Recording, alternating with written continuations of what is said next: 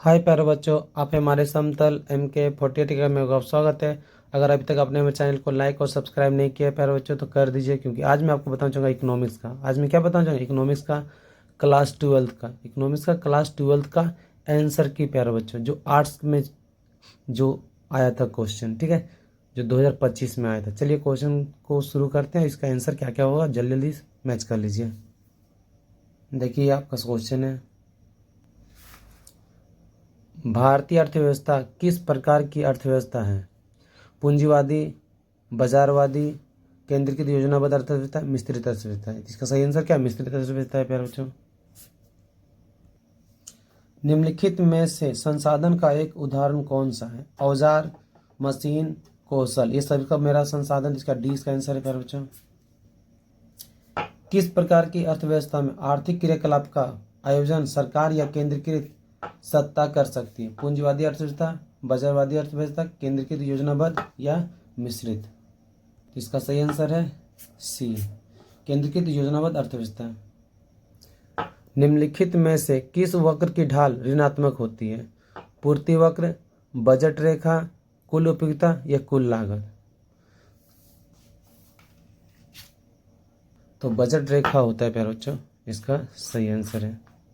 5वां number question देखिए, जब किसी वस्तु की कीमत में परिवर्तन से उपभोक्ता का व्यय स्थिर रहता है तो उस वस्तु की मांग क्या होगी? लोचदार, शून्य लोचदार, इकाई लोचदार या बेलोचदार? तो इसका सही आंसर है इकाई लोचदार होगा प्यारे बच्चों, क्योंकि क्या बोला? वस्तु कीमत परिवर्तन में उपभोक्ता का व्यय स्थिर रहता है।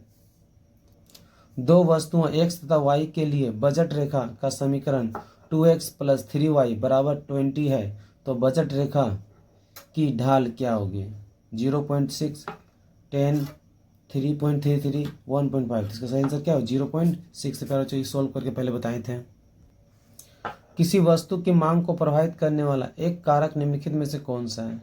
किसी वस्तु की मांग, तकनीकी प्रकृति, उपभोक्ता की आय, संसाधनों की खोज या साधनों की कीमत? इसका सही आंसर है प्यारे बच्चों उपभोक्ता की आय, क्योंकि उपभोक्ता की आय अगर मान लीजिए घट जाएगा, बढ़ जाएगा, तो उसकी मांग में भी प्रभावित करेगा। 8वां नंबर, उत्पत्ति और उत्पादन के साधनों के बीच के संबंध को क्या कहा जाता है? उपयोगिता फलन, लागत फलन, उत्पादन फलन या आगम फलन? तो सही आंसर क्या? उत्पादन फलन होता है, कि उत्पाद और उत्पत्ति के साधनों के बीच संबंध को बताता है। 9 नंबर क्वेश्चन देखिए, निम्नलिखित में से स्थिर लागत का एक उदाहरण कौन सा है?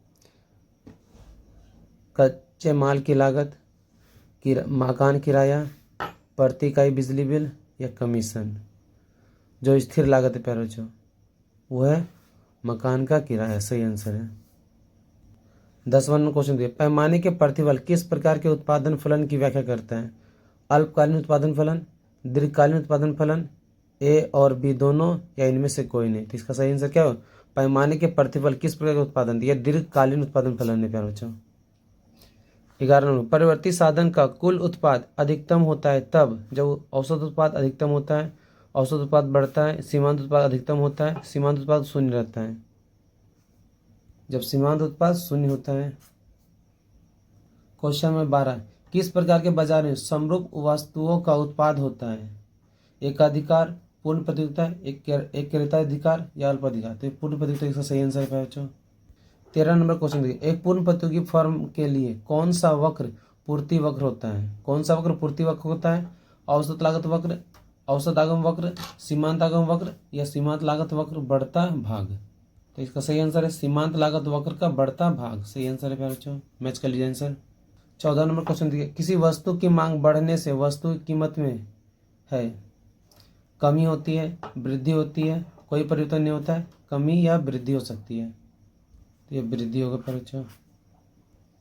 15 नंबर क्वेश्चन, संतुलन की स्थिति में होती है, अधिक मांग होती है, पूर्ति अधिक होती है, मांग और पूर्ति बराबर होती है, न्यूनतम मांग होगी? तो ये तो बताए थे, मांग और पूर्ति बराबर होता है जब संतुलन कीमत होता है। तो 16 नंबर क्वेश्चन, समष्टि अर्थशास्त्र में समष्टि शब्द का क्या अर्थ है? बड़ा, छोटा, समांतर या इनमें सभी? तो बोलता है बड़ा होता है प्यारे बच्चों। मुद्रास्फीति की स्थिति में वस्तुओं की कीमतें में कमी आती है, वस्तुओं की कीमत में वृद्धि होती है, मुद्रा का मूल्य बढ़ जाता है, उत्पादन में से कमी होती है। उत्पादन में कमी होती है, तो वस्तु की कीमत में वृद्धि होती है मुद्रास्फीति में स्थिति में। 18 नंबर क्वेश्चन देखिए, the general theory of employment interest and money नामक पुस्तक का प्रकाशन कब हुआ था? 1936, 1776, 1947, 1929। इसका आंसर क्या?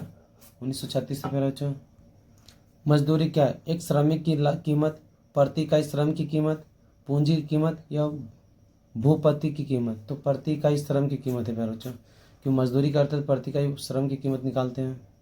20वां नंबर क्वेश्चन देखिए, टिकाऊ अंतिम वस्तु होती है उपभोक्ता वस्तु, गैर टिकाऊ उपभोक्ता वस्तु, पूंजीगत वस्तु या इनमें सभी? तो इसका सही आंसर क्या होगा प्यारे बच्चों? इनमें सभी होगा, क्योंकि सारा सारा अंतिम वस्तु है। निम्नलिखित में से तृतीयक क्षेत्र की एक गतिविधि कौन सी है? तृतीयक क्षेत्र प्यारे बच्चों जो सेवा क्षेत्र से होता है। गेहूं उपजाना प्राथमिक हो गया, गेहूं से आटा बनाना ये द्वितीय हो गया, आटे को बाजार में बेचना ये तृतीय हो गया प्यारे बच्चों। यही इसका क्या आंसर है? माल सूची में क्या शामिल नहीं होता है? माल सूची में क्या शामिल नहीं होता है?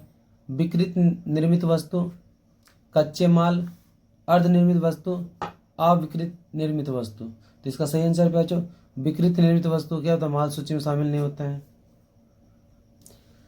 जीएमपी तथा जीडीपी का अंतर क्या होता है प्यारे बच्चों? मूल्यह्रास, अवितरित लाभ, विदेशों से प्राप्त शुद्ध साधन आय, शुद्ध प्रत्यक्ष का क्या होता है? इन दोनों का डिफरेंस जो प्यारे बच्चों विदेशों से शुद्ध साधन आय होता है कि जीएमपी मतलब ग्रोस नेशनल प्रोडक्ट में ग्रोस डोमेस्टिक प्रोडक्ट क्या घटाया जाता है। 24 नंबर क्वेश्चन देखिए, निम्नलिखित में से मुद्रा की एक विशेषता कौन सी? मुद्रा की विशेषता, मुद्रा एक नस्वान वस्तु है, मुद्रा की संचय लागत की अधिक होती है, सार्वभौमिक रूप से स्वीकार किया है, इनमें सभी? मुद्रा सार्वभौमिक रूप में स्वीकार है। किस बैंक को भारत का केंद्रीय बैंक का दर्जा प्राप्त है? तो रिजर्व बैंक ऑफ इंडिया को प्यारे बच्चों सही आंसर ये है। निम्न में से किस चर का मान 0 और 1 के बीच होता है? तो वो सीमांत प्रवृत्ति का सही होता है प्यारे बच्चों। 27 यदि किसी अर्थव्यवस्था में उपभोग की सीमांत प्रवृत्ति MPC 0.6 है तो गुणक का मान क्या होगा? 0.6, 0.4, 2.5 या 1.7? इसका सही आंसर होगा 2.5 होगा प्यारे बच्चों। भारत में वित्तीय वर्ष की अवधि होती है 1 जनवरी से 31 दिसंबर, 1 जुलाई से 30 जून, 1 अप्रैल से 31 मार्च, 1 फरवरी से 31 जनवरी। तो इसका सही आंसर क्या है? 1 अप्रैल से 31 मार्च प्यारे बच्चों, ये सही आंसर है। निम्नलिखित में से पूंजीगत व्यय का उदाहरण? पूंजीगत मतलब कैपिटल, सरकारी कर्मचारी के वेतन पर खर्च, प्रतिरक्षा व्यय, भूमि अधिग्रहण पर व्यय या इनमें सभी? तो सही आंसर क्या? भूमि अधिग्रहण पर व्यय। 30 नंबर क्वेश्चन देखिए, मुद्रा अवमूल्यन की स्थिति में घरेलू मुद्रा का मूल्य बढ़ जाता है, विनिमय दर कम हो जाता है, विनिमय दर में वृद्धि होती है या इनमें कोई नहीं? मुद्रा मूल्य में विनिमय दर में वृद्धि होती है प्यारे बच्चों, विनिमय दर में वृद्धि होती है। अब अपना आंसर चेक कर लीजिए कितना सही हुआ और कितना गलत हुआ प्यारे बच्चों। मिलते हैं नेक्स्ट वीडियो में वॉचिंग वीडियो, क्योंकि आर्ट्स का मैंने इस आंसर की संपन्न किया प्यारे बच्चों, और कमेंट में बताइए कितना आपका सही हुआ और कितना गलत हुआ। थैंक यू प्यारे बच्चों वॉचिंग वीडियो।